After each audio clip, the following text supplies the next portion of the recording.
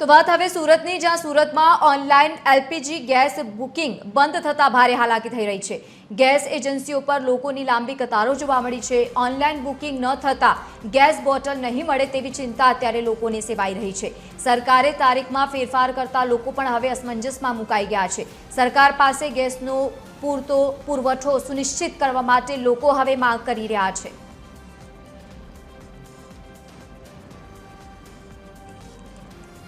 હાલમાં જે એલપીજી ગેસને લઈને ક્યાંય ને ક્યાંય જે ઘર વપરાશમાં વાપરવામાં આવતો ગેસ છે તેને લઈને શોર્ટેજ ઊભી થઈ છે તે પ્રકારના મેસેજ થયા છે। અને અત્યારે જોઈ શકાય જે પ્રકારે ગેસ એજન્સીઓ છે સુરતની ત્યાં આ પ્રકારે લાઈનો લાગી છે। લોકો વહેલી સવારથી જ આ પ્રકારે ગેસની બોટલો બુક કરવા માટે થઈને અહીંયા આવી પહોંચ્યા છે અને અત્યારે મોટી સંખ્યામાં લોકો છે તો અહીંયા આવ્યા છે। લોકો સાથે સીધી વાત કરીશું। શું કહેશો, ક્યાંથી આવો છો ને શું કરવા આવ્યા? વરાછામાં જ આવી છે। વરાછા જામધામ સોસાયટી વંદનની બાજુમાં નાના વરાછાના ઢાળે આપણે ત્યાંથી અહીંયા બાટલો અમે ઓનલાઈન બુક નથી થતો એટલે એ માટે અહીંયા બાટલો બુક કરવા માટે આવ્યા છીએ।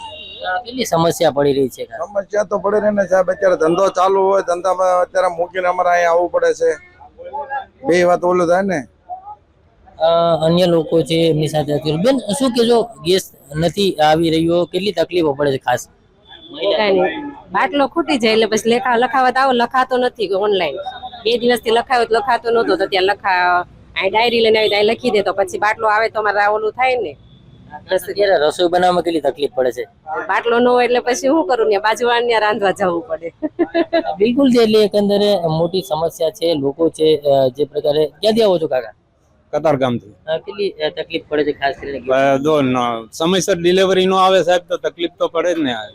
એટલે ઓનલાઈન બુકિંગ થતું નથી એટલે રૂબરૂ આવવું પડ્યું। કેટલા સમયથી આ પ્રકારે હેરાન છો?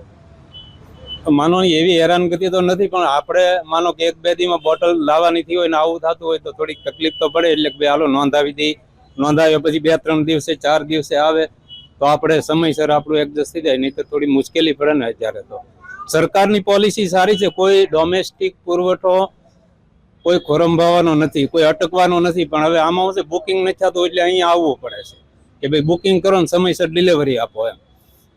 એટલે બિલકુલ આ જે લોકો છે તેને ક્યાંય ને ક્યાંય બુકિંગ નથી થઈ રહ્યું હતું, તેને જ લઈને અહીંયા અત્યારે લોકો આવી પહોંચ્યા છે। મોટી સંખ્યામાં લોકો પોતાના ઘર વપરાશ માટે જે ગેસ સિલિન્ડર લઈ જવાનું છે તેને બુકિંગ કરવા માટે લાઈનો લગાવીને ઉભા છે, જેથી કરીને પોતાને ગેસની જે સિલિન્ડર છે તે મળી શકે।